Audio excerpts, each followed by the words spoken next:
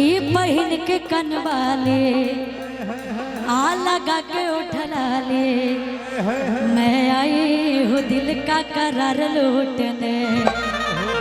आ सुनो राजा रंगबा हटाओ हथियार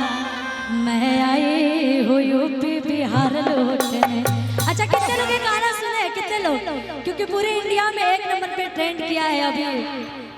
100 मिलियन प्लस क्रॉस हो चुका है। ये सब आप सबका प्यारा आशीर्वाद है कि होठ रसदार तोर सामने हंसे आ धड़ धड़ गोले चलता पूरा रात दे कि सदा तुझे गारे भेरे आगे जैसे के सदा तुझे गारे भेरे आगे जैसे के आ गोरे उठा के नच जागे कैसे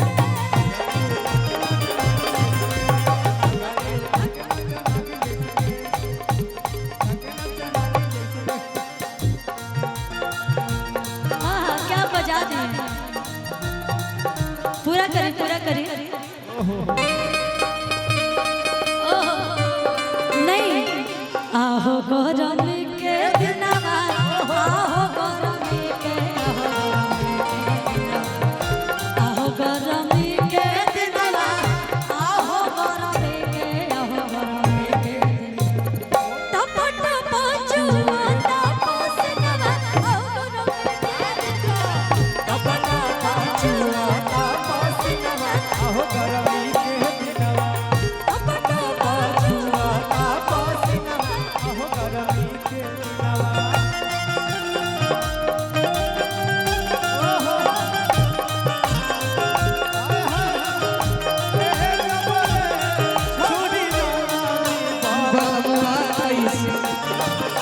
बलमुआ कैसे तेरा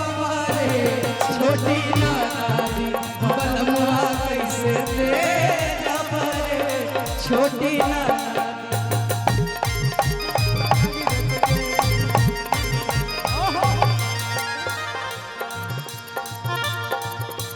भैया भैया कि धर धर गोली चली दरभंगा के चौपा कि धर धर गोली चली दरभंगा के चौपा कोई बोलता ही रे तनी जोर से कोई बोलता ही रे कि धर धर गोली चली अरे दरभंगा के चौपा त नाचे पर तो छौड़ी तोरा लाई नाचे पर तो छौड़ी तोरा लाई नाचे पर तो छौड़ी तोरा लाई। बात से तहरे अवकात पता चलता सोजा हमार बाकी दाल नहीं बोलता कि केहू कहले नहीं जाना ऐसा काम करे आ सारा पर पट्टी तोहरा नाम करे कि तोहरा खातिर जाने जिला जाने करे तोहरा खातिर जाने जिला जाने करे बिगहा के बिगहा तोहरा नाम करे तोहरा खातिर जाने जिला जाने करे बिगहा के बिगहा तोहरा नाम करे। लेकिन भैया लोग और हम चाहते हैं निहाल भैया आइए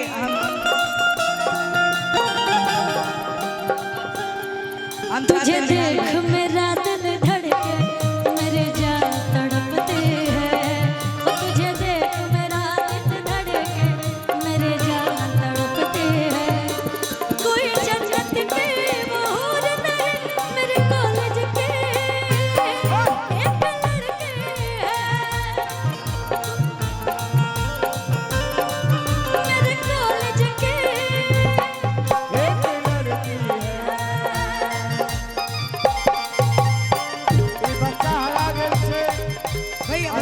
कि केहू ना हो सीधा साधा आई हसभे लड़ाकू हो तो एक हाथ में हथियार तो दूजे हाथ में चाकू हो आज तना सिरवा हटे तारा भंगा के डाक